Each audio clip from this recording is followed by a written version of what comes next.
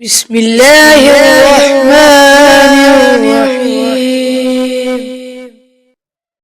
استری کی حفاظت اور باقاعدہ صفائی اس لیے بھی ضروری ہے کیونکہ استری کے تہہ میں گرد و غبار جمع ہو جاتا ہے جس سے کپڑے خراب ہوتے ہیں۔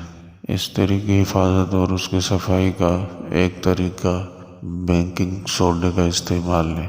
ایک چمچ پانی میں 2 چمچ بیکنگ سوڈا پاؤڈر ملائیں اور اچھی طرح مکس کر لیں۔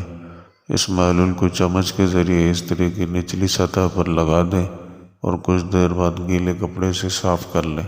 روئی کے ٹکڑے کو پانی میں ڈبو کر نچوڑ لیں اور استری کے نچلی سطح پر موجود سوراخوں میں لگائیں تاکہ بیکنگ سوڈا اچھی طرح سے ہٹ جائے۔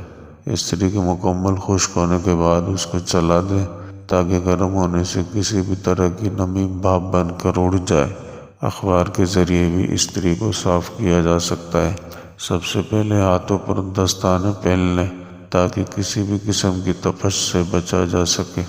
پھر استری کو لگا لیں اور گرم ہونے دیں۔ اس کے بعد اخبار سے اس کے نچلے حصے کو صاف کر لیں۔ استری کی صفائی کے لیے نیل پالش ریموور استعمال کرنے کی تجویز بھی دی جاتی ہے۔ استری کو نیل پالش ریموور لگا کر گرم ہونے کے لیے چھوڑ دیں۔ اس کے بعد روئی کو نیل پالش ریموور میں بھگو کر جلدی سے استری کے نچلی سطح پر مار دیں۔ اس کے بعد استری کو گیلے کپڑے سے صاف کر لیں۔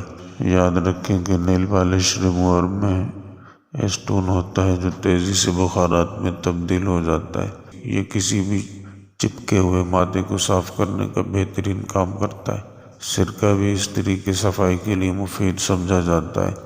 ایک تولیے کو سفید سرکے سے گیلا کر لیں اور استری کی پلیٹ پر اچھی طرح ماریں۔ کسی بھی قسم کی گندگی ہٹ جائے گی۔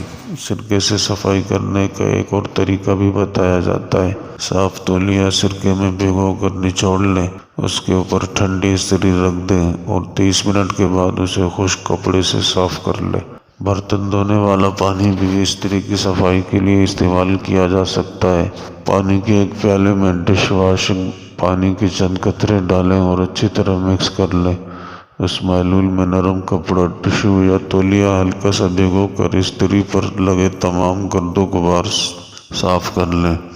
نمک بھی اکثر چیزوں کی صفائی کے لیے استعمال کیا جاتا ہے۔ ایک کاغذ پر کچھ مقدار میں نمک چھڑکیں اور اس پر گرم استری چلائیں۔